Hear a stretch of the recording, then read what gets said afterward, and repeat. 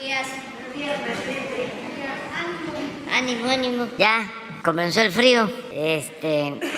Pero me da gusto, Miguel, que esté aquí. Bueno, pues vamos a iniciar con un informe sobre la reforma electoral que se discutió ayer. Como era de esperarse, se rechazó la reforma constitucional porque los partidos, el bloque conservador, no quieren que los ciudadanos elijan a los consejeros. Eso fue lo que rechazaron. También rechazaron el que se redujera el presupuesto del INE, que es de los más onerosos, es el presupuesto más alto en el mundo para la organización de elecciones. También eso lo rechazaron.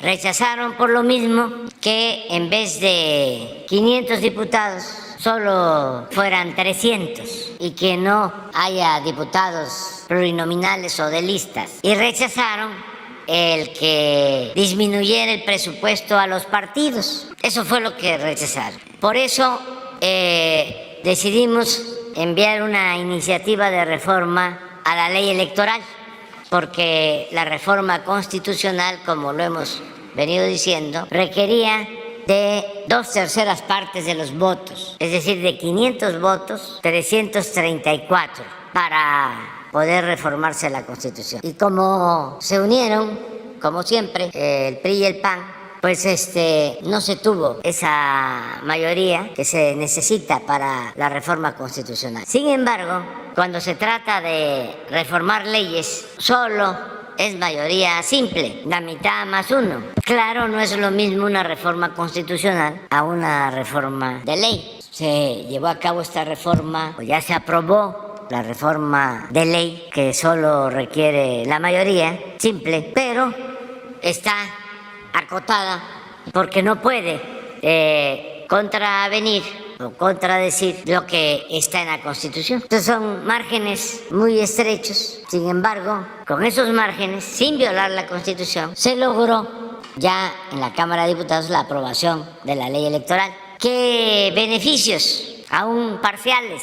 Pues que sí se redujo el gasto del INE, porque habían muchas oficinas duplicadas y se hizo pues un ajuste, una integración y otros gastos. En general se logró un ahorro como de 3.500 millones de pesos. Algo es algo. Con la reforma a la Constitución el ahorro hubiese llegado hasta los 15.000 millones. También se logró de que no se facilite la compra del voto, porque nuestros adversarios conservadores pues tienen mucho dinero. Casi todas estas organizaciones políticas o de la llamada sociedad civil son financiadas por la oligarquía, por los potentados de México, que no quieren la democracia, porque no quieren que el pueblo sea el que mande.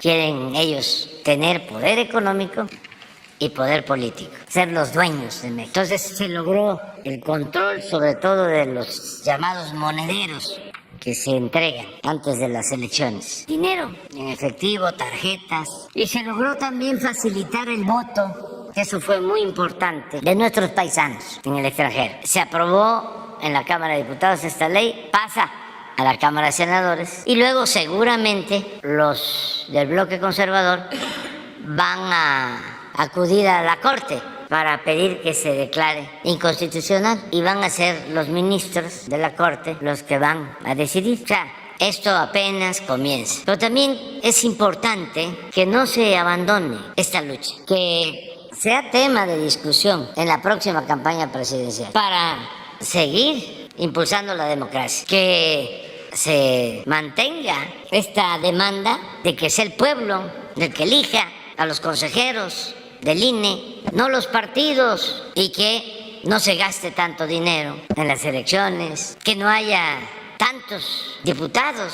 Sería cosa de ver, a lo mejor hoy lo podemos constatar, de cuántos diputados hay en otros países y cuántos hay en México. Pero quien va a informar, porque es el experto, el especialista en la materia, es el secretario de Gobernación. Él sabe bien qué contiene la ley que aprobó la Cámara de Diputados y la ruta que vamos a continuar. Adelante. Con su permiso, señor presidente, buenos días a todas, a todos.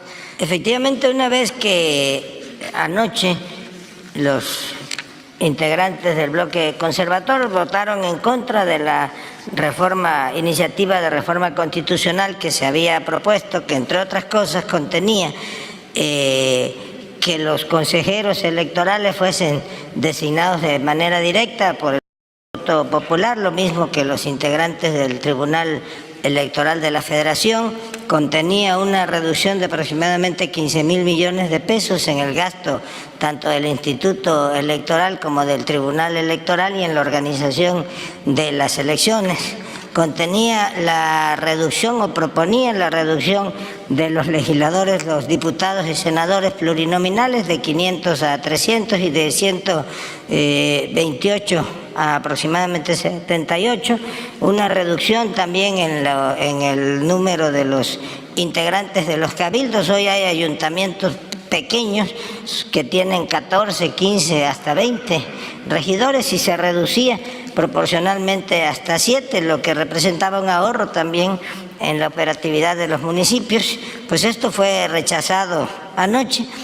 Nosotros habíamos presentado una iniciativa de reforma a las leyes secundarias, son básicamente 6 las leyes que fueron modificadas. Finalmente esta iniciativa contó con 261 votos a favor, 216 votos en contra, aunque los legisladores del bloque conservador ya no se quedaron a la votación, abandonaron el recinto y se modifica entonces la Ley General de Instituciones y Procesos Electorales, la Ley General de Partidos Políticos, la Ley General del Sistema de Medios de Impugnación en materia electoral, la Ley Orgánica del Poder Judicial de la Federación, la Ley General de Comunicación Social y la Ley General de Responsabilidades Administrativas. En todas estas modificaciones no hay ninguna inconstitucionalidad porque se respetó estrictamente lo que mandata la Constitución, incluso se fue más allá, como ahora detallaremos, en el voto de los residentes en el extranjero. Básicamente se trata de una reducción sustancial en el aparato administrativo del Instituto Nacional Electoral. Se le quitan facultades al secretario, a la Secretaría Ejecutiva del Instituto Nacional Electoral, que incluso era quien administraba el gasto del instituto. Ahora se le otorga esa facultad a 5 consejeros designados expresamente por el Pleno y hay una reducción de aproximadamente 3.500 millones de pesos en lo que corresponde a la operatividad del Instituto Nacional Electoral, que se complementa con el gasto de los organismos locales o del Tribunal Electoral del Poder Judicial de la Federación, y habrá finalmente un ahorro, una economía de un poco más de 5.000 millones de pesos en este primer año. Se suprime duplicidad de funciones de áreas administrativas del Instituto Nacional Electoral, se reduce de 300 oficinas distritales a 264 y todo esto pues ayuda a hacer más barato, más económica la elección. Por primera vez se reconoce que los migrantes o los residentes o los mexicanos que se encuentran en el extranjero van a poder votar por internet, lo van a poder hacer no nada más con su credencial de elector, sino pueden optar por ejercer su derecho al voto con su pasaporte o con la matrícula consular vigente, lo que facilita finalmente la participación.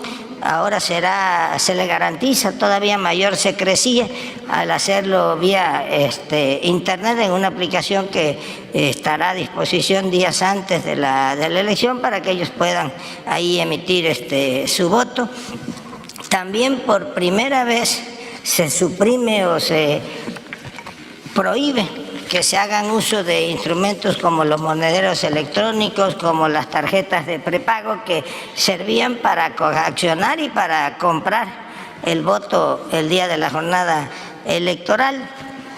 También se reconoce constitucionalmente que no pueden ya el Instituto Electoral o el Tribunal Electoral de la Federación imponer penalidades o impedir o negar el registro a candidaturas sin que haya más allá de los requisitos que constitucionalmente están señalados para participar. Esto es, que ya no podrán ellos establecer criterios para anular candidaturas. Se garantiza pues la libre participación de los ciudadanos, se reduce sustancialmente el gasto del Instituto Electoral y se sientan las bases para que en los próximos procesos electorales pueda ya desarrollarse el voto electrónico que tanto se ha demandado y que haya cada día mayor seguridad, que se evita la compra de los votos, sobre todo con la supresión del uso de los monederos electrónicos, de las tarjetas de prepago, de las tarjetas de débito que se le llaman así, que pues en el anonimato permitían que hubiese compra de votos. Básicamente eso es lo que contiene esta iniciativa de reforma constitucional. Pasa ahora la minuta al Senado de la República, donde seguramente será votado en las próximas sesiones. Pues básicamente eso sería. Con su permiso, señor presidente, buenos días a todos y a todas. Esta es la sección de quienes quieren las mentiras de la semana del 7 de diciembre del año 2022. Vamos a empezar con la primera. Se enoja la oposición por el aumento al salario mínimo de los trabajadores de México. El anuncio del aumento al salario mínimo de 20% para 2023, que se hizo en esta conferencia matutina hace unos días, generó el enojo de la oposición. El salario mínimo recupera el 90% de su poder adquisitivo con esta medida, lo cual es un hecho histórico si vemos los últimos 40 años. Aquí lo vemos en la pantalla, la gráfica de la evolución del salario en el periodo neoliberal desde 1988 y cómo está en esta administración. A los conservadores no les gustó, y eso se expresó en redes sociales y medios de comunicación como El País, columnas publicadas en los periódicos El Economista, Reforma y El Heraldo, que desacreditaron, minimizaron y mintieron sobre el hecho de que los trabajadores reciban cada vez más una remuneración más justa. El diputado conservador Gabriel Cuadri escribió irónicamente que mejor que de una vez suban el salario mínimo a 1,000 pesos diarios y así se acaba la pobreza de un plumazo, como lo ven. O como los que se llaman Sociedad Civil MX, que ahora sí piensan en la igualdad de oportunidades, que por cierto, en este sexenio es cuando más justicia social ha habido. Pero pues ya sabemos que a ellos nada les parece. Lo cierto es que el salario mínimo general pasa de 172 pesos con 87 centavos a 207 pesos con 44 centavos diarios. Mientras que en la zona libre de la frontera norte pasa de 260 pesos con 34 centavos a 312 pesos con 41 centavos diarios. Esto, como ya dijimos, representa un incremento del 20% en ambas zonas salariales. Aquí vemos cómo el salario ha recuperado su capacidad de compra en esta administración, pero ya sabemos que así se las gastan. Vamos con la siguiente.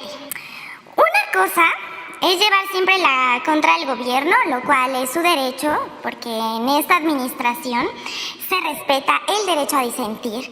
Pero mentir así tan descaradamente como vamos a ver ahorita, les decimos, con los niños no. Medios como La Otra Opinión y La Silla Rota difundieron que el gobierno del presidente Andrés Manuel López Obrador había reducido los apoyos a la niñez para destinar más dinero a los adultos mayores. Lo cual es mentira, pero esos medios dijeron que como los niños no votan, el presidente le dio su dinero a sus abuelitos, como parte de una estrategia para conseguir votos. Eso evidentemente es una vileza inventada. Los apoyos de este gobierno a las niñas y niños han aumentado en lugar de disminuir. Aquí podemos ver algunos ejemplos. No es por presumir, pero por ejemplo, las becas Benito Juárez tendrán para 2023 un aumento del 7%. El programa La Escuela es Nuestra, con un presupuesto educativo, se incrementará en un 94%. El programa de niñas y niños de madres trabajadores se incrementará en un 5% respecto a 2022. El programa para el bienestar de niñas y niños, hijos de madres trabajadoras, como ya dijimos, recibirá para 2023 2.926 millones de pesos, lo cual significa, ya dijimos, un aumento del 5% en comparación con 2022. El programa para el bienestar de niñas y niños, en el caso destacado del programa de La Escuela es Nuestra, donde los padres de familia se hacen cargo, tendrá un aumento presupuestal de 94%, pues pasará de 13.964 millones de pesos a más de 27.000 millones. Es decir, se beneficiarán más escuelas a nivel preescolar, primaria y secundaria. Las becas para el bienestar Benito Juárez, destinadas a estudiantes de educación básica, a las cuales se les destinará 34.922.638 millones de pesos. ¿Es falso? Por supuesto que es falso que el gobierno quite apoyos a niños y niñas para dárselos a los adultos mayores. Pero, como dijimos, esto aumentó y en el caso de la pensión para el bienestar de las personas adultas mayores, recibirá 339.341 millones de pesos, un aumento del 43% respecto a lo aprobado en 2022. Es más, en 2023 los programas para el bienestar recibirán, escuche bien, 598.008 millones de pesos, beneficiando nada más y nada menos que a 30 millones de familias mexicanas. Aquí dejamos esta, pero a propósito de lo abordado por el presidente Andrés Manuel López Obrador y que nos explicó el secretario de Gobernación Adán Augusto López Hernández, vamos a citar más mentiras sobre la reforma electoral propuesta por el presidente Andrés Manuel López Obrador.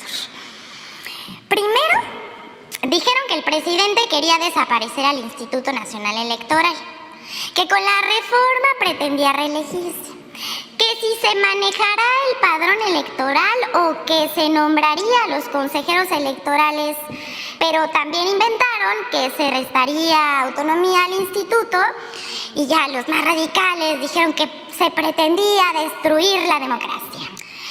Hasta marcharon en contra, bajo las mentiras que la derecha mexicana inventó para tirar la reforma electoral, que es, por el contrario, a lo que ellos repiten como pregoneros, una medida que intentaba que todos los mexicanos accedieran a la democracia, por ejemplo, a la participativa con las consultas populares.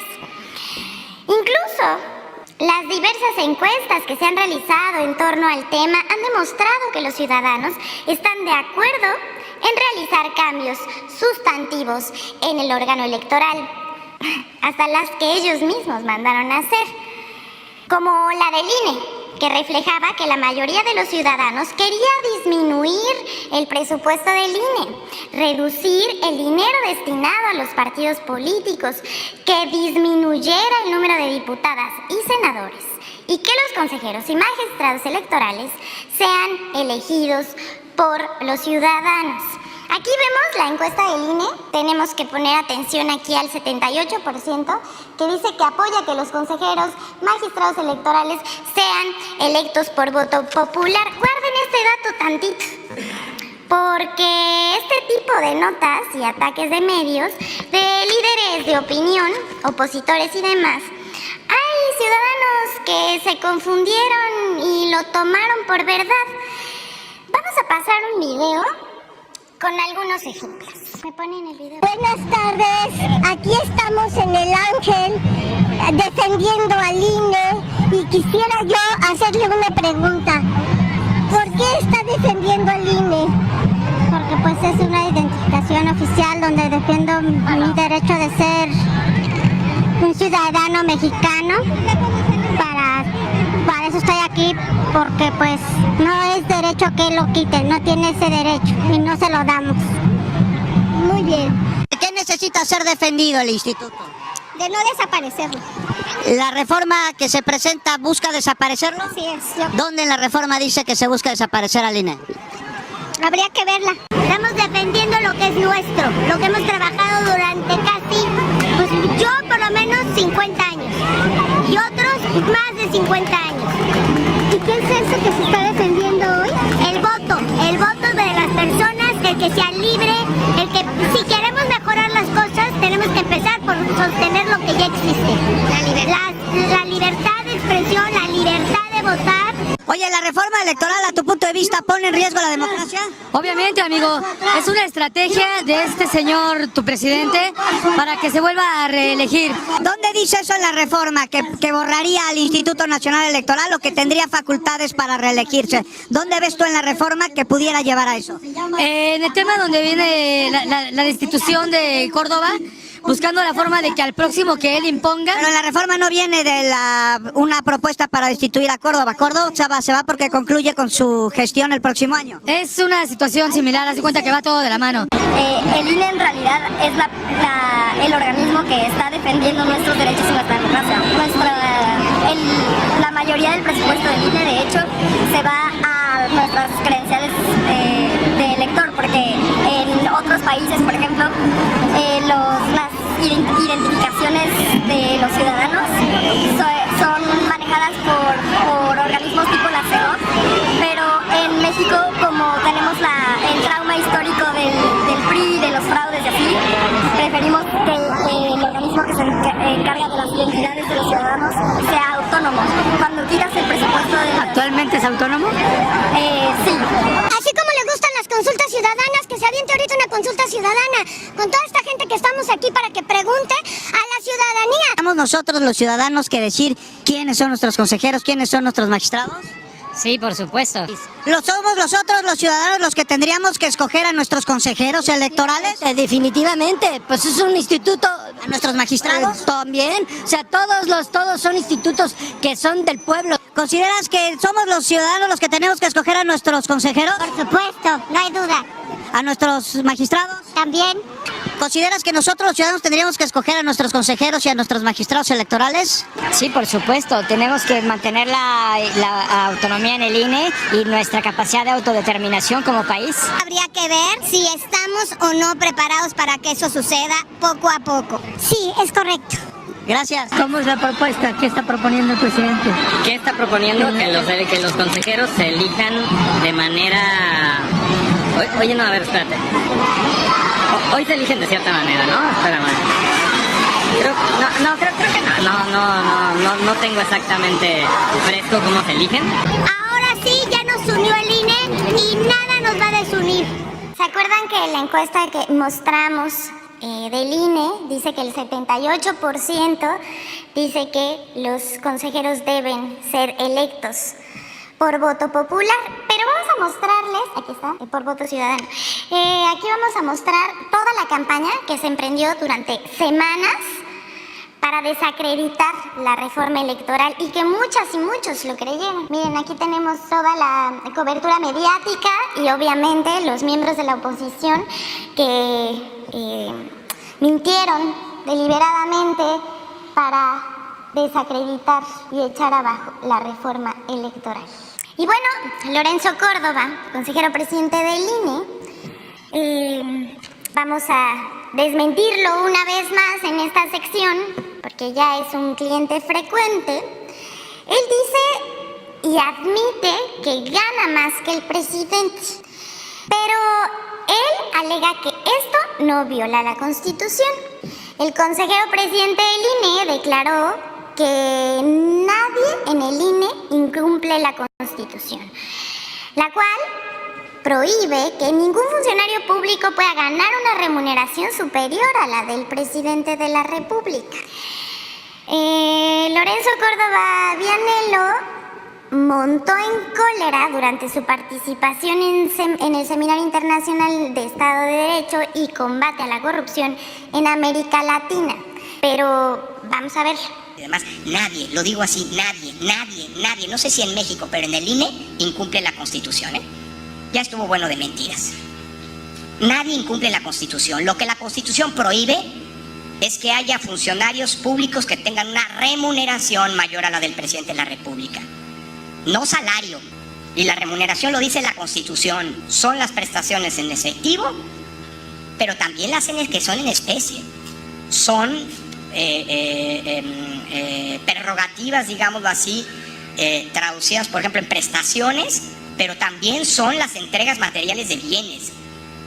Y si sumamos, si la Cámara de Diputados, hablando de rendición de cuentas, cumpliera lo que la Corte le ha ordenado desde hace ya más de 3 años, cosa que no han hecho, fijar, determinar cuál es la remuneración del presidente de la República, nadie, al menos en el INE, tendría una remuneración mayor porque no la tenemos a la del presidente de la República. ¿Cómo ven? El consejero presidente del Instituto Nacional Electoral, con todo respeto, miente. Según el Manual de Percepciones de los Servidores Públicos de las Dependencias y Entidades de la Administración Pública Federal, el límite de la percepción ordinaria mensual del presidente es de 174,026 pesos mensuales, brutos. Netos son 120,000 pesos. Percepción que ya incluye el sueldo y las prestaciones en efectivo y en especie. En el caso del INE, según datos del tabulador de sueldos para el personal de servicio profesional electoral, así como la tabla de remuneración bruta y neta, hay consejeros como el consejero presidente del INE cuyas remuneraciones alcanzan más de 262,000 pesos mensuales con sueldo base, prestaciones en efectivo y en especie incluidas. En la pantalla, compañeros, compañeras, podemos ver la diferencia salarial entre el presidente de la República, Andrés Manuel López Obrador, y el consejero presidente del Instituto Nacional Electoral, Lorenzo Córdoba. Sí hay poquita diferencia, ¿no? Miente Lorenzo.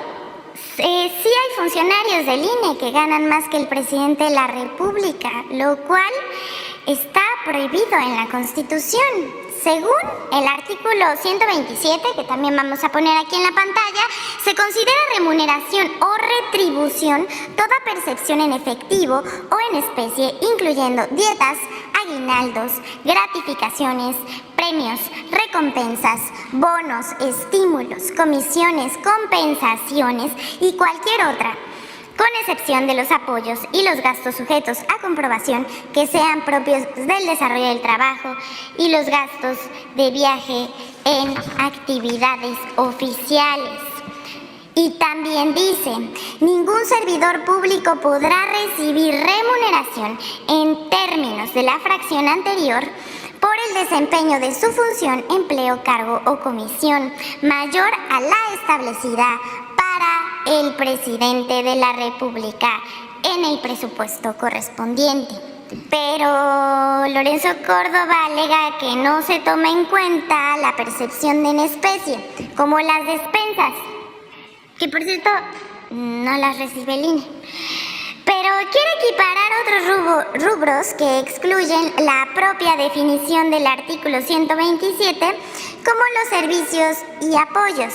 Y es que Córdoba se aferra no solamente a mantener el INE como está, con todo y sus deficiencias, sino a mantener sus privilegios a costa del erario, incluyendo su remuneración más alta que el presidente, lo cual, le avisamos, sí es violatorio de la Constitución. Por último, queremos también mostrarles una comparación con otros países que tiene la autoridad electoral. También hay mucha diferencia, ¿no? Otros países de América Latina tienen un órgano electoral mucho más barato. Y bueno, hasta aquí la sección. Muchas gracias, señor presidente. Muy bien, vamos, te dejamos a ti, que estás 2, 3 la compañera, 4, ¿la qué? A ver si está, nada más para saber cuántos diputados por país, porque esto es muy importante. A ver, Jesús, tú explícalo. Esto es por los de mayor a menor. Los países que tienen también mayor población tienen más diputados. China, evidentemente, pues tiene una población muy grande, tiene 2.987 diputados. Reino Unido tiene 765, Corea del Norte 687, Alemania 630, Cuba 614, Nepal 600, Francia 577 y Indonesia, que pues tiene una población también muy grande, que es 560 diputados, la India 552, también tiene más de 1.000 millones de población, y Turquía 550, Etiopía 547, Brasil 513, a partir de Egipto y Congo y México, que tienen alrededor de 500, junto con Tailandia.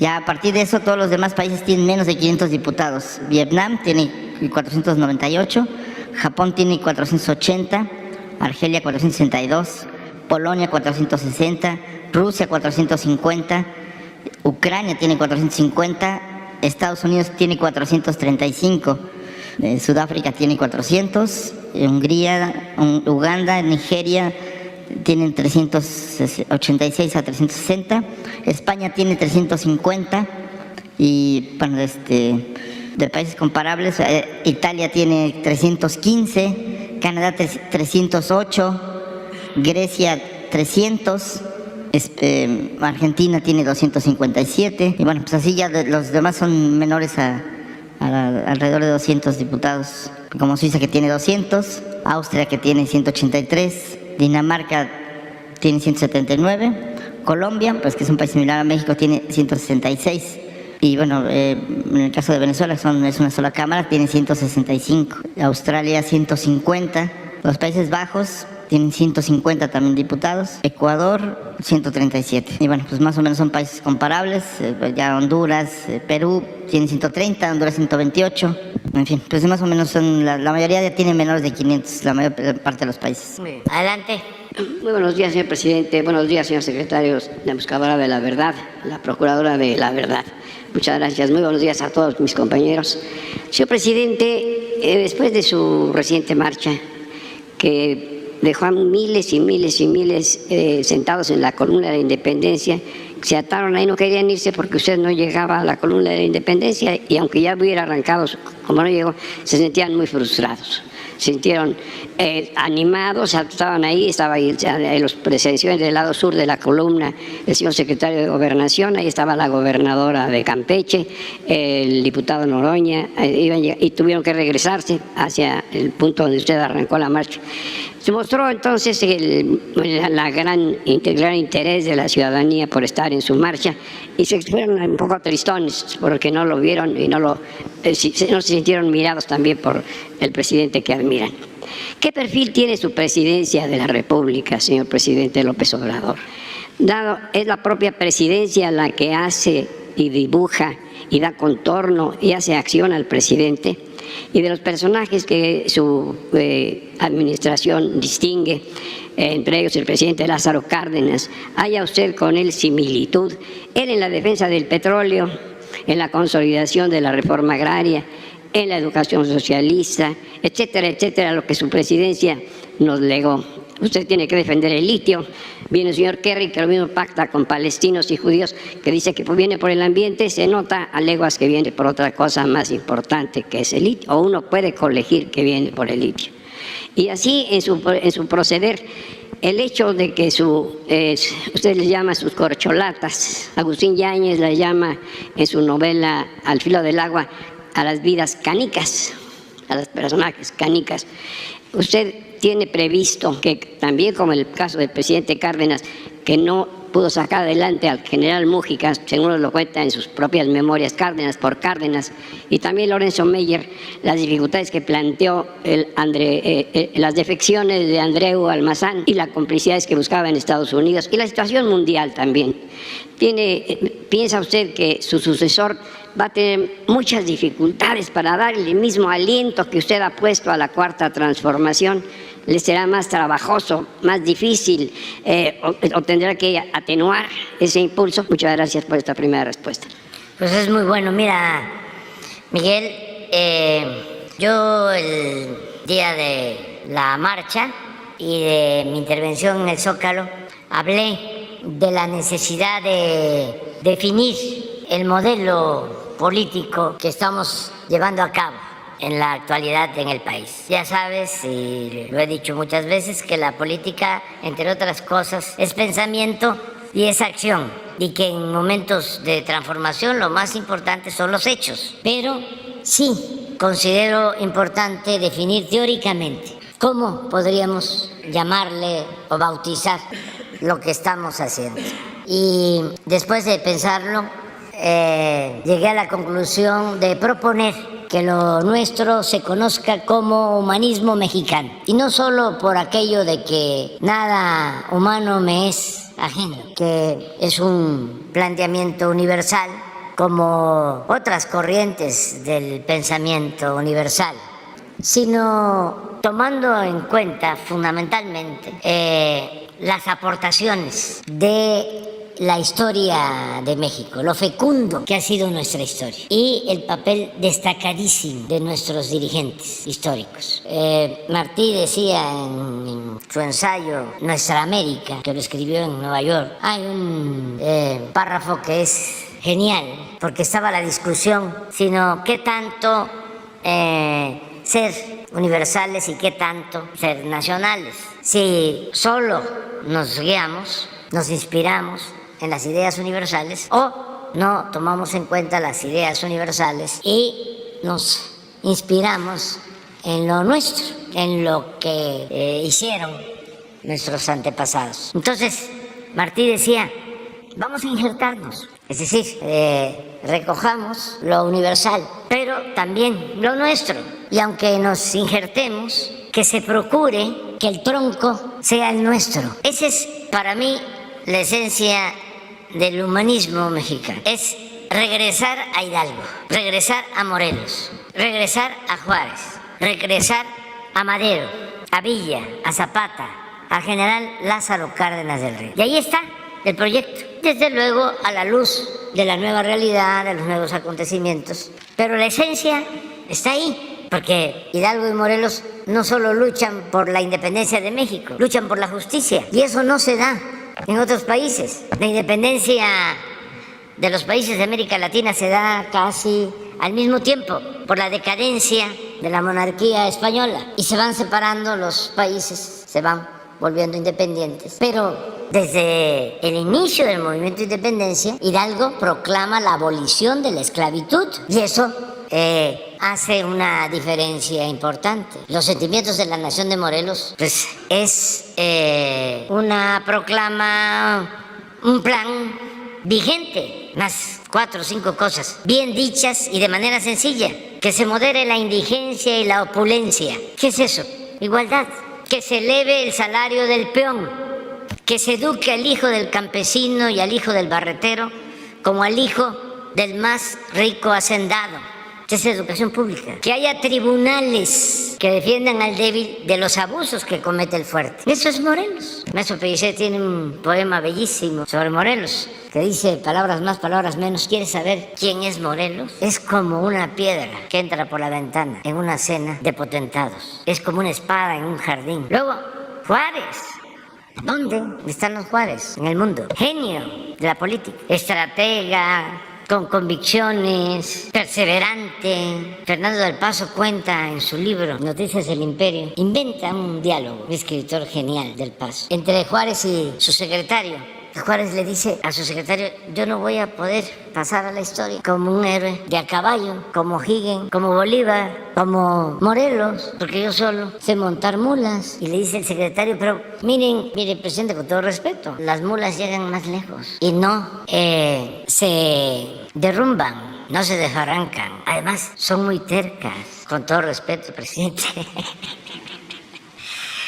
Imagínense Juárez, Madero, un genio, hombre bueno, que se adelantó muchísimo a su tiempo, que impulsó como nadie la democracia.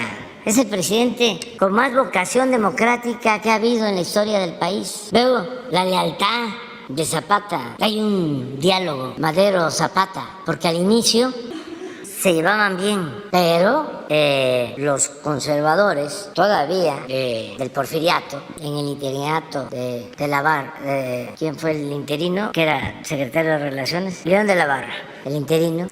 Ahí en el interinato, que es un interinato, dice Vasconcelos, negro, ahí buscan separarlos y lo logran, porque sabían que si Madero y Zapata se entendían, Madero iba a tener la base social que era indispensable para llevar a cabo la transformación, para enfrentar al viejo régimen, que es una de las grandes lecciones en la historia. No se puede enfrentar a un grupo de intereses creados, a una oligarquía, si no se tiene una base social. Se requiere del pueblo. Si no, sucede lo que lamentablemente le pasó al apóstol de nuestra democracia. Entonces, cuando se llevaban bien, incluso Madero acostumbraba a ir en los momentos más difíciles. Se iba a Tehuacán, a los baños termales, y en una ocasión lo invitó: véngase, vamos a platicar acá. Y también en una ocasión, sin propósito de comprarlo, de cooptarlo, sino buscando un acercamiento, le ofrece una hacienda. La respuesta de Zapata fue muy fuerte: yo no estoy en la revolución para hacerme hacendado. Entonces, ese era Zapata, ese era Madero, hombre defensor de las libertades, un hombre bueno, víctima de una pandilla de rufianes. Villa, la genialidad, fue Villa, entre otras cosas, 6 meses gobernador de Chihuahua, y había que revisar lo que hizo. Katz lo cuenta también Pedro Salmerón. Muy fuerte sus decisiones, porque expropia las grandes extensiones de terrenos, de terrazas, y de su yerno, Enrique Krill, y con todos esos bienes creó un banco y de esa manera financió el desarrollo del Estado y apoyó al pueblo. Y fue 6 meses nada más gobernador. Y el general Cárdenas, lo mejor, el mejor presidente del siglo XX. Y es muy interesante cómo se ha comportado históricamente el conservadurismo en México, porque resultan derrotados con Juárez, con la Reforma y con la Intervención. Y se piensa que ya se alejó el riesgo del conservadurismo. Pues no, retoñan, resurgen con el porfiriato. Se piensan que con la revolución ya no hay conservadurismo. No, regresan, y muy fuertes. ¿Por qué? Desde mi interpretación, el general Cárdenas no impulsa al general Mújica y opta por Ávila Camacho. Es interesante porque la mayoría piensa que, como ya se había llevado a cabo el reparto agrario y sobre todo la expropiación petrolera, el general Mújica, que era un revolucionario íntegro, honesto, para mí el mejor revolucionario mexicano, iba, según los historiadores y analistas, pues a profundizar aún más en la política cardenista, o cuando menos mantener esa política. Entonces, hay la idea de que eso iba a causar que nos invadieran los estadounidenses, que no iban a aguantar un gobierno como el del general Mújica, y que por eso el general Cárdenas opta por un militar moderado, que también tenía relaciones con él, pero no igual que las relaciones que tenía con el general Mújica. El general Mújica, bueno, para empezar eran paisanos, y el general Mújica era como su referente, como su maestro, un poco lo que fue Melchor Ocampo de Benito Juárez. Cuando la expropiación petrolera es con el general Mújica con el que platica sobre el tema. Ávila Camacho había estado con él, incluso había estado de jefe de su estado mayor. Cuando el general estuvo en la costa de Veracruz, se conocían también. Pero el general Ávila Camacho era moderado, el general Mujica tenía posturas más firmes, más a favor del pueblo. Entonces se piensa que nos iban a invadir y que el general optó por una opción moderada. Se dice que ahí se desvió la revolución, ahí se empezó a olvidar de los ideales, de los principios. Pero yo sostengo que no fue por eso, no fue el temor a que nos invadieran, porque estaba el presidente Roosevelt en Estados Unidos y había muy buena relación. El presidente Roosevelt fue muy respetuoso de México, fue respetuoso de la expropiación petrolera y fue un titán de las libertades. Así le llamó Neruda al presidente Franklin Delano Roosevelt. Y es el creador de las famosas 4 libertades: la libertad de pensamiento, la libertad de creencia, la libertad de vivir libres de temores y la libertad de vivir libres de miseria. Eso es Roosevelt. Entonces, no había por ahí riesgo. Era el conservadurismo mexicano que estaba envalentonado, muy enojado. Calles. Y por eso surge el PAN en el 39. No postulan candidatos, pero apoyan esa derecha, ese conservadurismo mexicano, a Andreu Almazán. Y aún con Ávila Camacho, la confrontación fue frontal. Hubieron muchos muertos en la elección. Entonces, con el general Mujica de candidato, se corría un riesgo de guerra civil. ¿Riesgo de? De guerra civil. Eso yo creo que el general Cárdenas lo tomó en cuenta. Entonces, ¿qué pasó ahora en la marcha? ¿Y qué estamos viviendo? Pues un momento de definiciones, porque ese mismo pensamiento conservador se mantuvo, pero con una alta dosis de simulación, de hipocresía. Entonces, se hablaba de democracia y se impulsaba la democracia siempre y cuando los beneficios de esa supuesta democracia se dirigieran a las minorías. Es una democracia muy peculiar. Siempre digo, es un sistema de gobierno donde todos los intereses cuentan menos el interés del pueblo. Entonces, cuando llegamos nosotros, decimos, esta es una transformación. No es una lucha armada, pero sí es una revolución de las conciencias. Y vamos a atender a todos, vamos a escuchar a todos, vamos a respetar a todos, pero se le va a dar preferencia a los pobres, que son la mayoría, por humanismo, porque nos conviene a todos y también porque los pobres son leales, los potentados no. ¿Quién defiende un proceso de transformación en beneficio del pueblo? El pueblo. Solo el pueblo puede salvar al pueblo. Lo de arriba tiene más que ver con la conveniencia. Te ayudo, te apoyo, sí, saco provecho. Ayer vi un Twitter de Claudia X González, pero lo retoma, es un Twitter de Catón, pero me gustó mucho la interpretación que hace San Juana. A ver si buscan a San Juan. Y es muy cierto eso, lo que dice Catón y lo que dice San Juan. Y así están las cosas, porque ¿para qué nos vamos a andar dorando la píldora? Lo que dice Catón es muy su pensamiento, como es el pensamiento de millones de mexicanos que merecen respeto, pero nosotros pensamos distinto. Entonces, ¿cuál es nuestra aportación?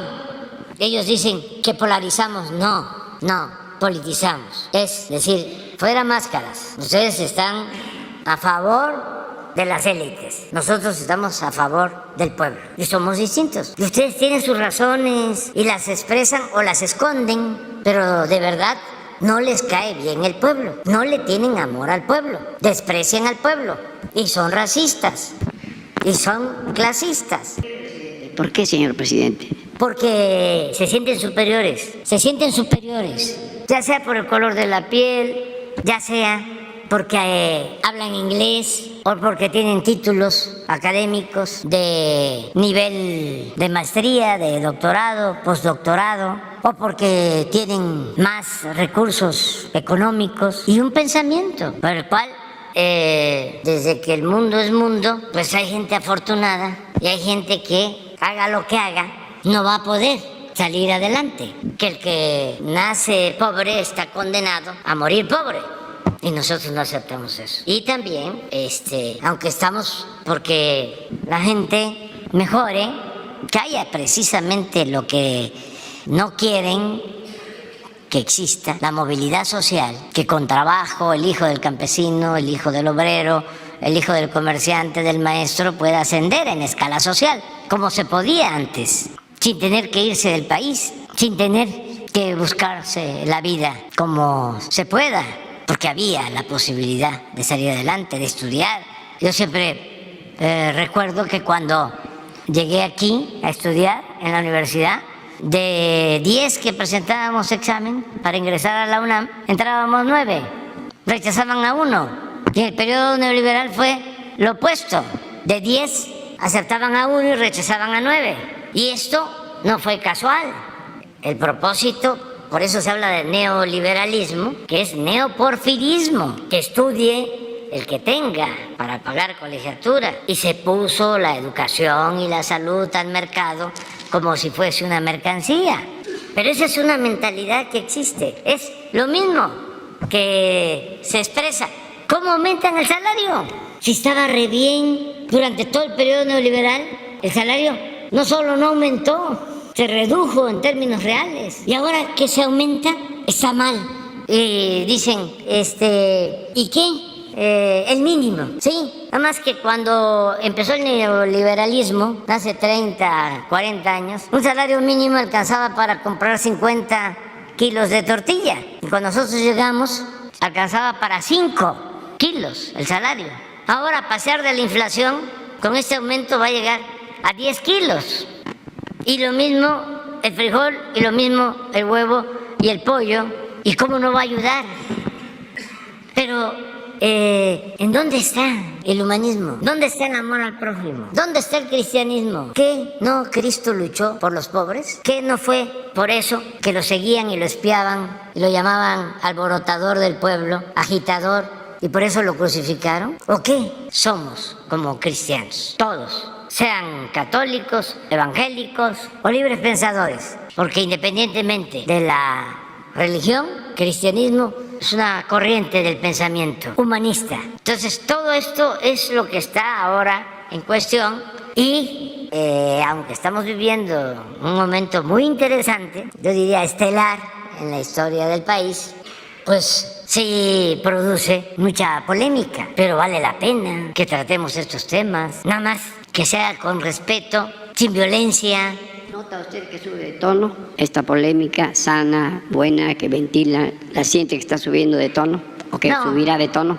No, en México es un proceso distinto porque de manera excepcional, extraordinaria, el pueblo de México ha mantenido una actitud muy responsable, muy humana, muy fraterna, al mismo tiempo pacífica. Me llena de orgullo el poder decir que es de los pueblos del mundo con más desarrollo político, es de los pueblos más politizados del mundo. Y otra cosa que es importantísimo es el que se reconozca la grandeza cultural de México. Porque acuérdense cómo durante el periodo neoliberal querían que se acabara la historia. Era el fin de la historia. Los desfiles de la revolución se suspendieron. Eran desfiles deportivos. Y hubieron años durante el periodo neoliberal que no hubo desfile el 20 de noviembre. Incluso toda una lanzada de intelectuales orgánicos en contra de nuestros héroes, buscándoles sus defectos a Hidalgo, a Morelos, a Juárez, a todos. Se alentó mucho eso. Bueno, se suprimió el civismo, la historia se hizo a un lado, la filosofía, la ética, y ahora no, ahora regresamos. ¿Cómo no vamos a estar orgullosos de nuestra independencia, de nuestra reforma, de nuestra revolución, la primera revolución social del siglo XX, profunda, excepcional. ¿Cómo no vamos a estar orgullosos de nuestra política exterior, su tradición de asilo, de protección a perseguidos de otros países, no solo españoles, judíos, de todos lados, de América del Sur? Va uno a Chile, va uno a Argentina, a Bolivia, a cualquier país de América del Sur, y es un amor a México. Es una suerte de redescubrimiento de lo que somos, de lo que estamos viviendo. Es un redescubrimiento de nuestra propia identidad, señor presidente. Sí, es el reforzamiento de lo que significa nuestro pasado histórico y cultural. Es que este país no existe de la llegada de los invasores españoles a la actualidad. No es que a partir de ahí inició la civilización en México. Este país tiene una historia de miles de años. Una de las cosas más importantes del Tren Maya es que va a ayudar a que se descubra la grandeza cultural, artística de lo que fue la gran civilización maya. Entonces es un orgullo, y en la intelectualidad, en la narrativa de la historia, pues nos quedamos solo en la grandeza, en el esplendor arquitectónico de los templos coloniales, que son bellísimos, y de las grandes ciudades de la colonia, sobre todo de las zonas mineras, que son bellísimas las ciudades. Sí, pero así como está Zacatecas, que es bellísimo, el centro histórico colonial, así ahí como a una hora y media está La Quemada, que es un sitio arqueológico de 500 años antes de la construcción de la bella ciudad de Zacatecas, y es también portentoso. Entonces, estoy hablando del norte, imagínense del sur, del sureste, todo lo que tuvo que ver con la cultura madre, con la cultura olmeca, las piezas colosales, las cabezas, la pintura, la escultura, el arte maya de hace 3,000 años. ¿Y cuándo llegaron los españoles? Hace 500. ¿Y qué? Cuando llegaron los españoles, ¿desapareció por completo toda esa cultura? No, si la cultura es pueblo, traemos eso. Entonces, ¿por qué no sentirnos orgullosos de nuestro pasado? ¿Por qué borrarlo? Pero en fin, no encontraron... A ver, porque esta es la esencia de todo. Y sí, esto es lo que dice Catón, porque es su manera de pensar, y de muchos, que además tiene lectores, debe seguir teniendo muchos lectores. Dice, yo no tengo por presidente a López, él nos dividió a los mexicanos en dos grupos. Yo dividí a los mexicanos en dos grupos, cosa que me llena de orgullo, ¿eh? Es un timbre de orgullo. Y yo quedé en el que no es de su propiedad. Ahí exagera un poco, pero sí da la idea.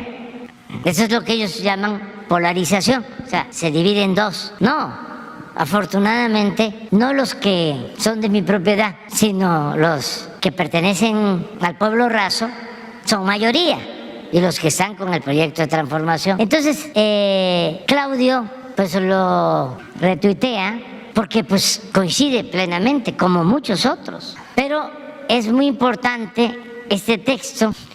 Antes le responde, es este hombre. Yo no sé por qué pensé, esto es lo que, este es el fenómeno también nuevo. ¿Quién es Jorge? ¿Quién sabe? Es un ciudadano. Pero miren qué claridad. Yo no necesito estar respondiendo, porque además no podría dedicarme a otra cosa, ¿no? Esto no lo voy a leer, pero esto sí.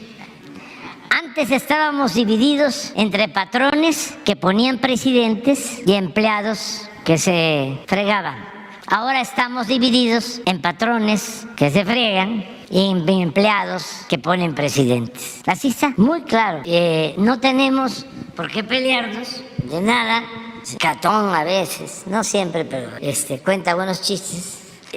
Tiene sentido el humor. Lo segundo, señor presidente, es una cosa personalísima, dolorosísima, tristísima y un poco aberrante. Un par de jóvenes, mis sobrinos, tienen un incidente callejero y sin más ni más se han pasado 5 meses en un reclusorio.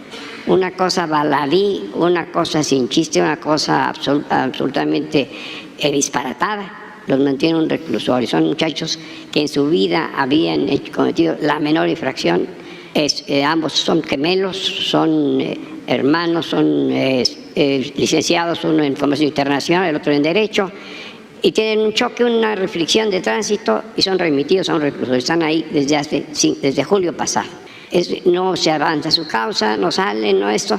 Es terrible que una discusión de a nada, que cualquier ciudadano lamentablemente tiene una fricción con otro ciudadano y acaben en 2 muchachos que las familias están empobreciéndose, porque es un infierno, una cárcel, lamentablemente. Peor todavía, ojalá pudiéramos hacer algo por ello. Sí, Miguel. Perdón la repetición y perdón a todos, pero es una cosa dolorosísima. Sí, ayudamos.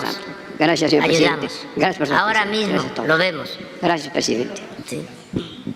Mira, Miguel, va a platicar contigo el secretario de Gobernación. Adelante, vamos. Gracias. Buenos días, presidente. Pedro Domínguez, de Milenio. Me gustaría preguntarle su opinión sobre esta propuesta que ya pusieron sobre la mesa Marcelo Ebrard y Ricardo Monreal, y que incluso la jefa de gobierno, Claudia Sheinbaum, ya aceptó de que exista un debate entre los aspirantes a la candidatura de Morena a la presidencia de la República. Me gustaría conocer su opinión sobre este tema, si cree que es necesario que se lleve a cabo este debate y si abonaría a que se eligiera mejor al candidato de Morena a la presidencia. Pues si ellos lo aceptan, sí, no hay por qué negarse a que den a conocer sus planteamientos. Solo tener cuidado de que no los vayan a acusar de actos anticipados de campaña, porque pues andan muy estrictos. No sé, habría que verlo, pero si no está prohibido y lo pueden hacer, ejercen su libertad. Ahora, el canciller Marcelo Ebrard también mencionó que sería necesario, o que a su manera de ver se debería separar del cargo, o se debería ya decir entre enero y febrero del próximo año cuándo se deben de separar del cargo los que están aspirando a la candidatura de Morena. ¿Usted para cuándo cree que deben renunciar, por ejemplo, el canciller o el mismo secretario de Gobernación para poder aspirar? En eso, el estatuto de Morena. ¿Y qué dice la Constitución? Un año antes. Eso. Un año antes. La elección va a ser en junio, o sea que en junio del 23. 6 meses, perdón. ¿6 meses? 6 meses. Ah, 6 meses. Entonces en diciembre. Y aprovechando la presencia del secretario de Gobernación, ¿se sumaría a esta intención o a esta propuesta de debatir con Claudia Sheinbaum y el canciller e incluso Ricardo Monreal para dejar ver sus propuestas frente a la militancia morena, secretario? Pues el tiempo, ¿no? ¿Pero aceptaría sumarse a este debate? Dice que sí, ¿no? Bueno, ya está, pero ya no toquen esos temas aquí. En otro tema, presidente, sobre su viaje a Perú, me gustaría saber si ya tiene definida su agenda, además de, obviamente, la cumbre de la Alianza como tal, el pleno, si un día anterior o ese mismo día a lo largo de las actividades tiene previsto visitar algún monumento o alguna actividad extraordinaria aparte de esta cumbre, como lo ha hecho en Washington o en Nueva York, presidente. Estamos revisando el programa.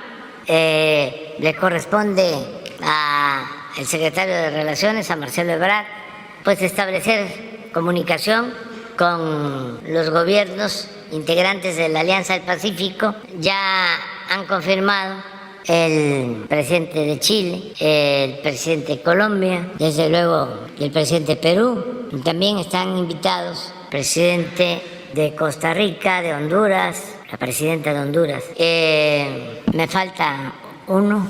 El presidente Lazo, Ecuador, básicamente. Pero es para tratar el tema de la Alianza del Pacífico y entregarle la presidencia al presidente Pedro Castillo del Perú, porque a él le corresponde. ¿Las actividades van a ser abiertas, presidente? No sé exactamente. Nos vamos a reunir ya se ha avanzado en acuerdos. Como estaba programado que se iba a realizar en México la cumbre o la reunión de la Alianza del Pacífico, vinieron cancilleres, se reunieron, ya hay acuerdos y básicamente es ir a entregar la presidencia, porque no le permitieron al presidente Castillo estar en México y por eso se acordó ir a entregarle la presidencia de la Alianza del Pacífico. Y sí va a ser abierto, sí. Sí, quien desee hacerlo, aquí con Jesús, hay vuelo a Lima, directo, de ida y vuelta. ¿Ya definió si se va a ir en avión militar, presidente, o todavía no está la agenda completa? Estoy pensando en que nos vamos a ir en avión de línea y vamos a regresar. La verdad es que sí tenemos bastantes ocupaciones y va a ser pues poco tiempo de estancia allá, pero sí vamos a estar allá. Nos vamos el 13 y regresamos el 14 en la tarde, noche, para estar aquí con ustedes. Que por cierto, el 12, Día de la Virgen de Guadalupe, hemos estado aquí, ¿no se acuerdan? ¿Por qué no lo ven? Sí hemos estado,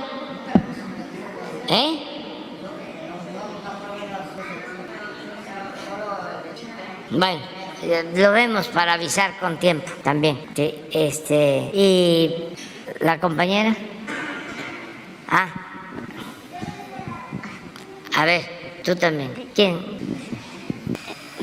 Buenos días, señor presidente, buenos días a todos los presentes.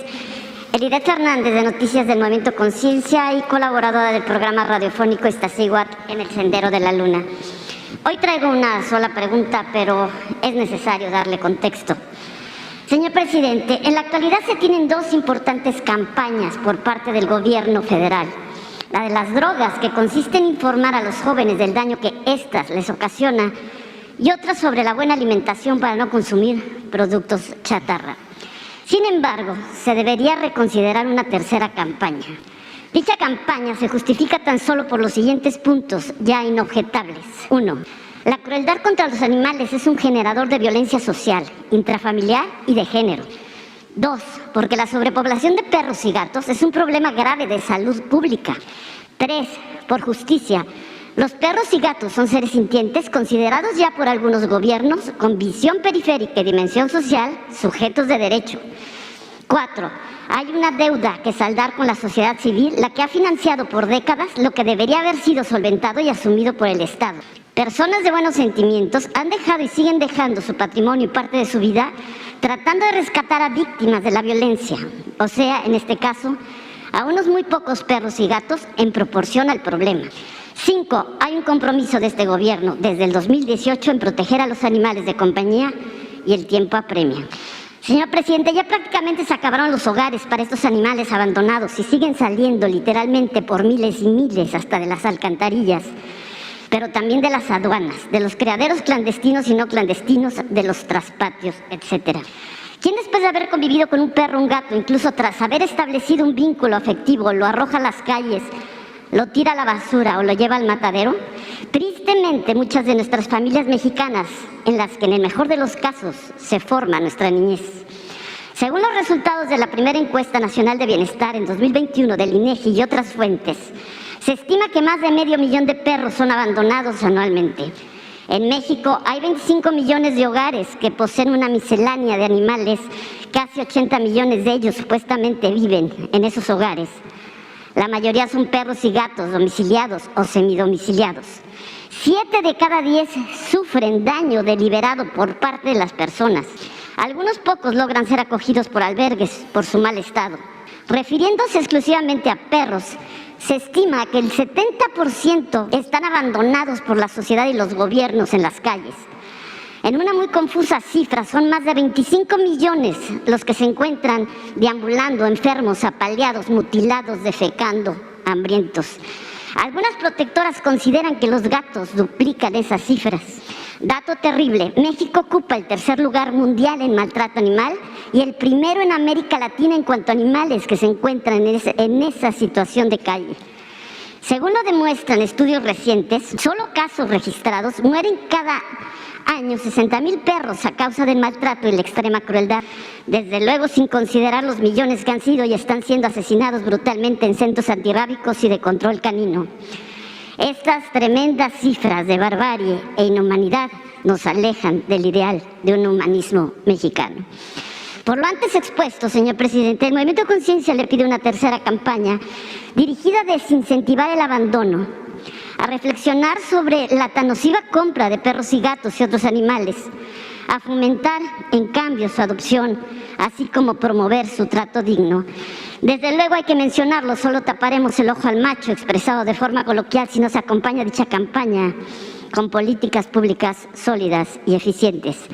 Reiteramos lo siguiente, por si alguna autoridad o falsos protectores retrógradas y criminales consideran la idea del exterminio como alternativa, la política de matar no solo denigra los valores de una sociedad, sino que además genera más violencia misma que seguirá escalando con graves consecuencias sociales, como ya hemos comentado en este espacio en diversas ocasiones.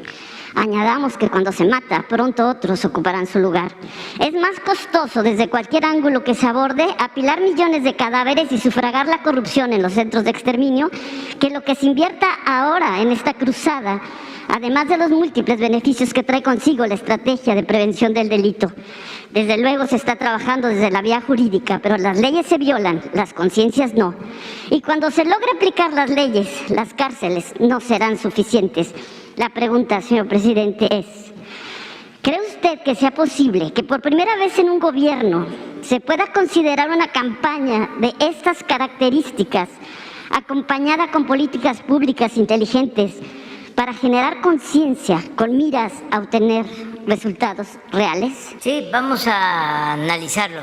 Miren, se decidió sobre 2 campañas para llegarle a la gente, para que se internalice el mensaje bien sobre el daño de las drogas y sobre el daño de la comida chatarra. O sea, porque antes habían 10 campañas, pero no impactaban, o sea, no se hacían, no se hacía conciencia, no se llegaba a penetrar lo suficiente, ¿no? Se diluía, se hablaba de todo, pero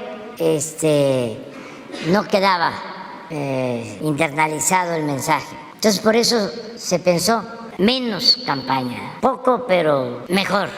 Sin embargo, tomamos en cuenta lo que estás planteando. Nos importa mucho lo de la droga, porque tenemos que contrarrestar el consumo en México. Una cosa es el tráfico, que desde luego se combate, pero lo que más debe de preocuparnos es el consumo o el incremento del consumo interno. Estamos, por ejemplo, analizando el fenómeno de Guanajuato, porque es increíble tantos homicidios. ¿Por qué? ¿Qué hay ahí de excepcional? Independientemente de que hubo, sin duda, tolerancia y que puede ser que la siga habiendo de parte de las autoridades locales, aún con eso, ¿por qué tantos homicidios? ¿Por qué los enfrentamientos?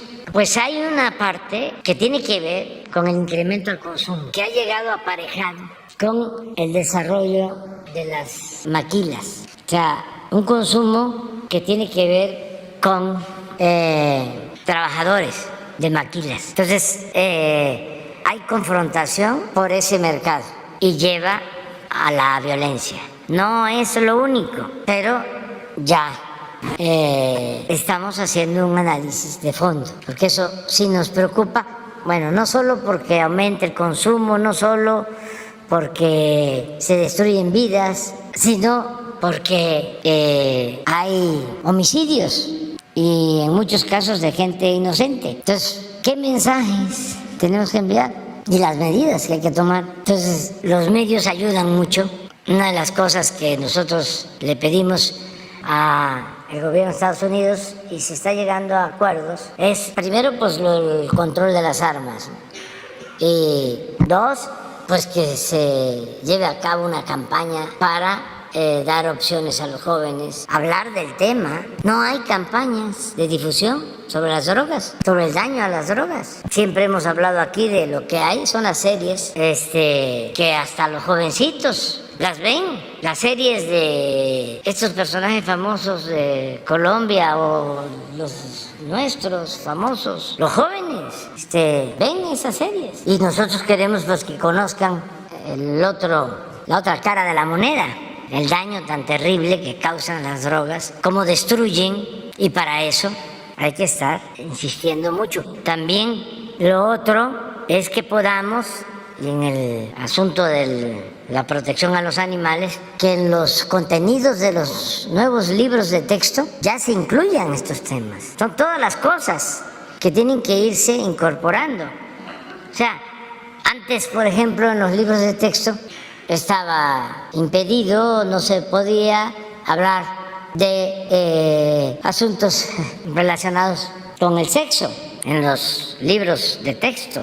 Ahora no, ahora ya aparece. Se ha ido avanzando en ese sentido. Pues lo mismo, ir incorporando todos estos temas importantes. Lo de la comida chatarra, pues es lo mismo.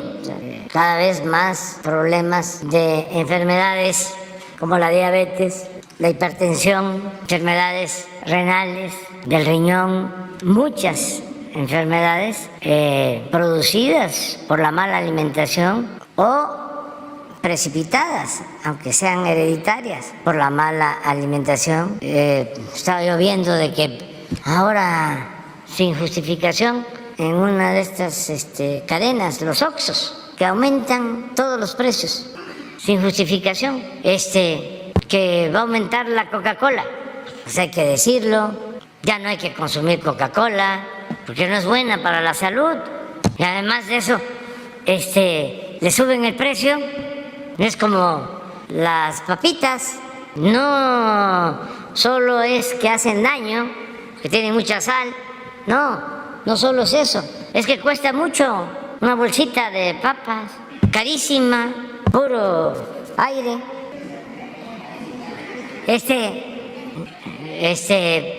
¿Qué no es mejor la fruta de temporada que estas aguas que no se sabe? El otro día me platicaban algo que me dejó anonadado, de que a veces antes, para los desfiles militares precisamente, que tenían que limpiar los carros, los equipos, los jeeps, para que brillaran los rines, ¿sí? Con coca. No, pobre estómago. Y quedaban rechinando de limpios. Las monedas, sí. Pues somos libres, pues, o sea, sí, es la otra campaña que tenemos. Lo que pasa, en el caso de las drogas, que es un asunto importante, nos medimos, que porque no debe ser así, ¿no? Criminalizar, judicializar. No, hay que decir la verdad. Hay que decir la verdad. Y lo mismo lo otro. No, es que no se pueden afectar las empresas. No, si no se está prohibiendo, es nada más darle información a la gente porque tiene que ver con la salud. Y pues que el que quiera tomarse un refresco embotellado, pues es su derecho, eso no se puede prohibir, pero también decirles, ¿no? Y luego, encima de eso, le aumentan el precio. Llega uno a un sitio de estos, pura chatarra. ¿Para qué? Los periodistas que critican, luego se lo llevan a Qatar, la Coca-Cola. Sí, pero ya, no, lo que estuvo muy bien, y por cierto, le salieron bien las cosas a Portugal, con Ronaldo, sí, que ni jugó, y nada más por estar ahí en la banca, ayudó mucho, pero está muy bien el Mundial. Sí, ya eso ya no nos metemos. Pero en fin, pónganse de acuerdo. A ver, ¿qué nos queda? ¿Qué nos queda de tiempo que podamos usar? Yo estaba en plática con ellos, apenas vamos a ver eso. Incluso he tenido una reunión con la maestra Leticia Ramírez y de verdad están muy sensibles al tema y con mucha disponibilidad, pero hay que hacerlo porque hay muchos pendientes que se han quedado aquí con usted. Sí, se comentó, pero todavía falta avanzar, pero lo platicamos entonces. Platiquen. Muchas gracias, señor presidente. Una compañera. Muy buenos días, Adriana Estela Flores de Imer Noticias, Instituto Mexicano de la Radio. Preguntarle, presidente, acerca de este mensaje que usted expresaba de solidaridad con la vicepresidenta de Argentina, Cristina Fernández de Kirchner, donde usted consideraba esta situación, la sentencia que se dictó en su contra, como un acto de venganza política y de vileza antidemocrática del conservadurismo. Yo le quiero preguntar, presidente, ¿por qué usted considera este escenario así, que se está actuando así contra la vicepresidenta? También preguntarle si usted considera que este es un episodio más del lawfare que han vivido diferentes líderes en Latinoamérica a lo largo de las últimas décadas, y también pues qué piensa de que algunos voces en la oposición han señalado, después de esta sentencia contra Cristina, pues señalaron que este escenario ya se podría prever, se podría tener un escenario similar aquí en México en contra de usted, presidente. Bueno, primero, pues que a todas luces es una venganza política en contra de la vicepresidenta de Argentina, Cristina Fernández, y también es un acto antidemocrático, porque no quieren que participe en el proceso electoral, la están inhabilitando para que pueda ser candidata. Entonces, sin duda, es un asunto político y parecido a lo de Lula en Brasil.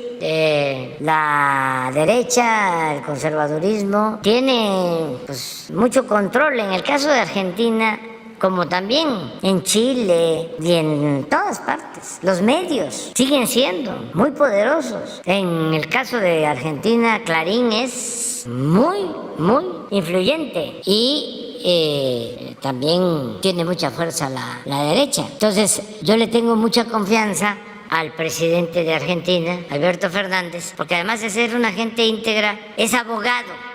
Él fue de los que ayudó en el juicio que se impuso a Lula como abogado. Entonces leí su comentario sobre cómo era un asunto montado, sin fundamento legal, nada más que este tribunal judicial está manejado por la oligarquía de allá, por el conservadurismo. Entonces es una venganza. Acerca de lo que me pueda pasar a mí, ya me lo hicieron. No tengo nada de qué avergonzarme y estoy acostumbrado a enfrentar a mis adversarios. Si quieren meterme a la cárcel, cuando termine, ya saben dónde voy a estar. Y se padece, se sufre cuando se va a la cárcel por un problema de conciencia, cuando uno hizo un mal. Yo creo que esa es la peor cárcel. Pero cuando uno tiene su conciencia tranquila, no importa. Le diría yo que la cárcel a veces hasta protege. Vieron líderes que fueron a la cárcel en el 68 y que se salvaron. Y hubieron líderes que no fueron a la cárcel y los asesinaron. Si hubiese ido a la cárcel, como fue el ingeniero Alberto Castillo, Carlos Madrazo, no hay el bombazo que destruyó el avión en el que viajaba. La cárcel a veces protege. Y él ya había estado, exactamente. Una situación también muy difícil y también por cuestiones políticas. Cuando el movimiento de braceros, porque él era partidario de Rojo Gómez en una elección presidencial y de castigo lo metieron a la cárcel. Es más, lo destituyeron siendo diputado. Sí. ¿Y qué mensaje le manda a la vicepresidenta considerando pues todas estas movilizaciones? Mi abrazo fraterno, mi solidaridad y a todo el pueblo de Argentina. Y hay que seguir adelante resistiendo. Me gustó mucho su respuesta. Es decir, no voy a ir. Hacen esto para que yo vaya de candidata y puedan decir, va a ser candidata una mujer acusada de corrupción y que el movimiento que ellos representan se debilite. Y dice, pues no voy a ir de candidata, no quiero ser candidata. Una actitud muy digna. Y esto demuestra pues que no es una mujer ambiciosa, vulgar, porque no va a ir de candidata. Para empezar, tiene fuero y va a estar hasta diciembre del año próximo, hasta las elecciones.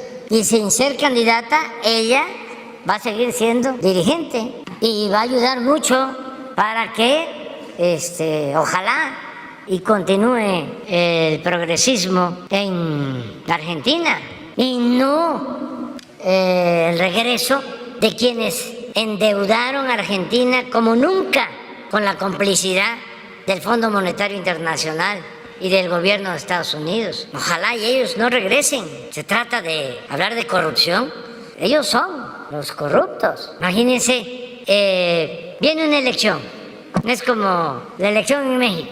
Y para que gane el candidato, la candidata de nuestro movimiento, yo empiezo a pedir deuda. Y el Fondo Monetario Internacional, por consigna política, me entrega todo lo que yo pida, porque lo importante es que se tenga dinero y haya un ambiente artificial de prosperidad para ganar la elección, que fue lo que hicieron, para que Macri se reeligiera. Ya sabían ellos que estaban pero rebasando el tope de capacidad de pago de Argentina, pues endeudaron a Argentina, no gana Macri y en vez de ayudar mantienen las mismas condiciones de pago, simulan de que van a reducir un poco los intereses o van a alargar los plazos, pero ya dejaron quebrada la economía, que no es un monumental acto de corrupción del conservadurismo, pero así está la situación. No solo es Argentina, es el mundo.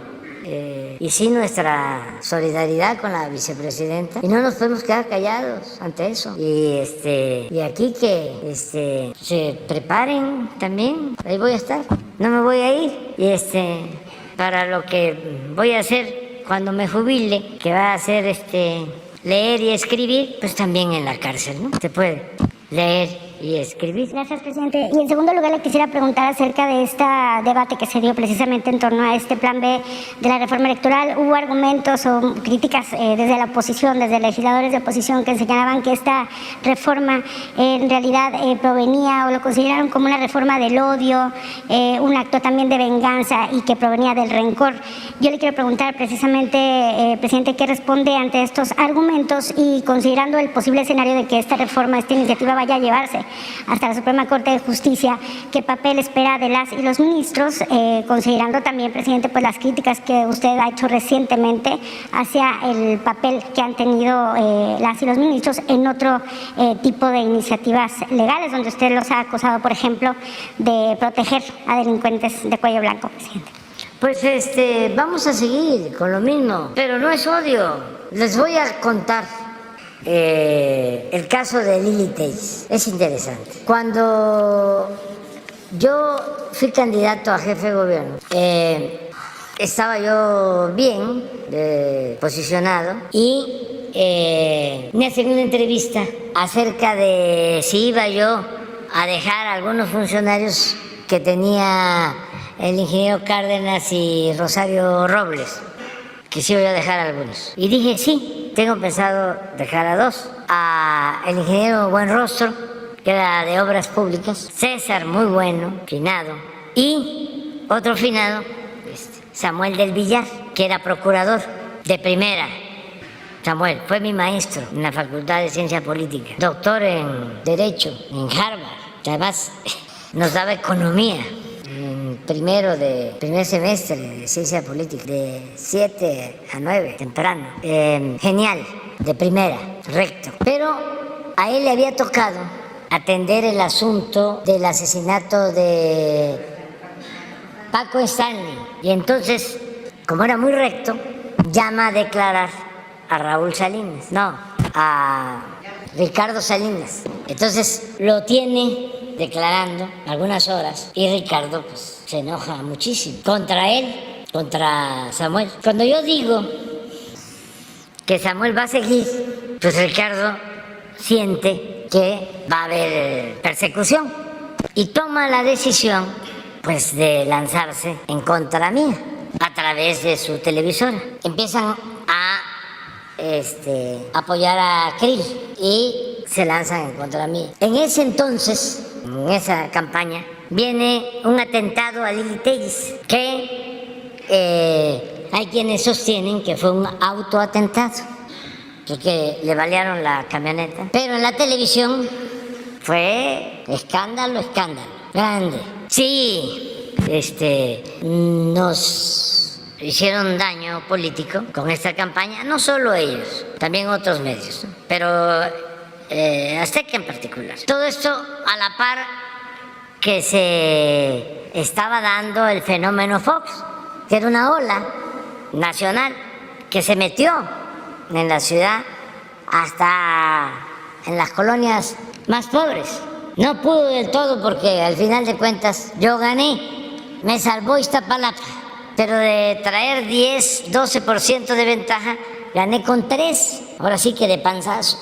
Si tarda más tiempo la campaña, a lo mejor no hubiese sido ganado. Estaba muy fuerte. Gano y le tengo que reconocer a Ricardo Salinas de que me habla por teléfono y me dice, pues, como sabes, no estábamos contigo. Pues claro, ¿no? Claro que lo sé.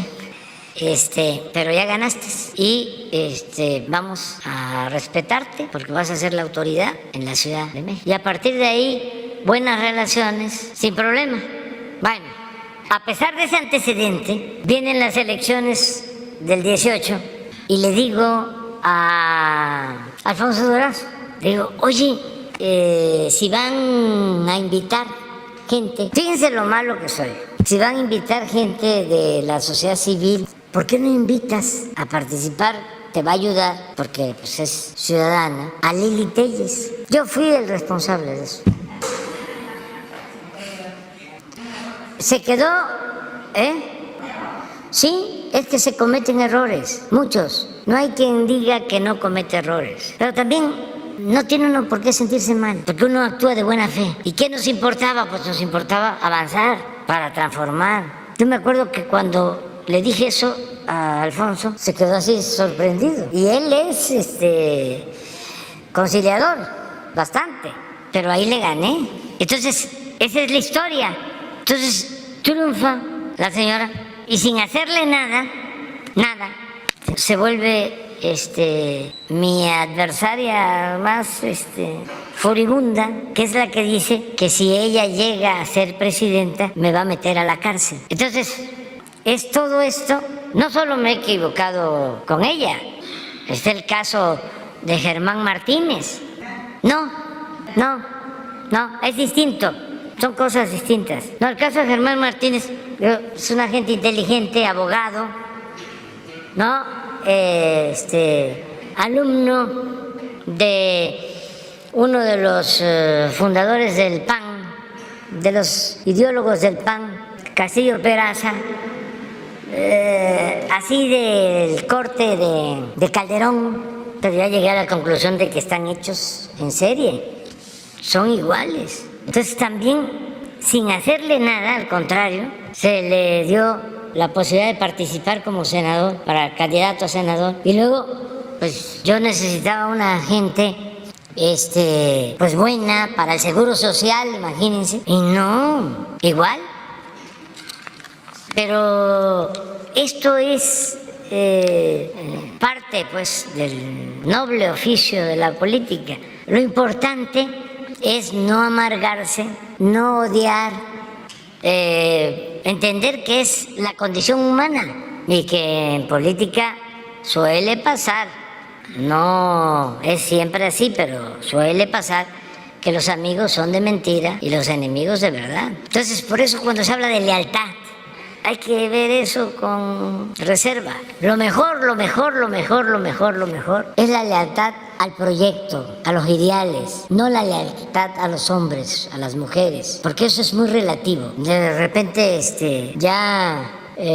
una gente cercana, o sea, no es este caso, hay casos de gente muy cercana y formados en causas populares, revolucionarias, y hay traiciones siempre, pero no por eso desanimarse, sentirse tristes, no. Lo importante es no traicionarse a uno mismo, y lo importante es el tribunal de nuestra conciencia, y no odiar, y recordar de que solo siendo buenos podemos ser felices. Ya nos vamos.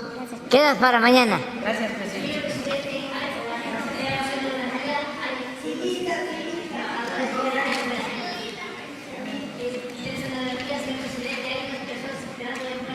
Ahorita, Jesús.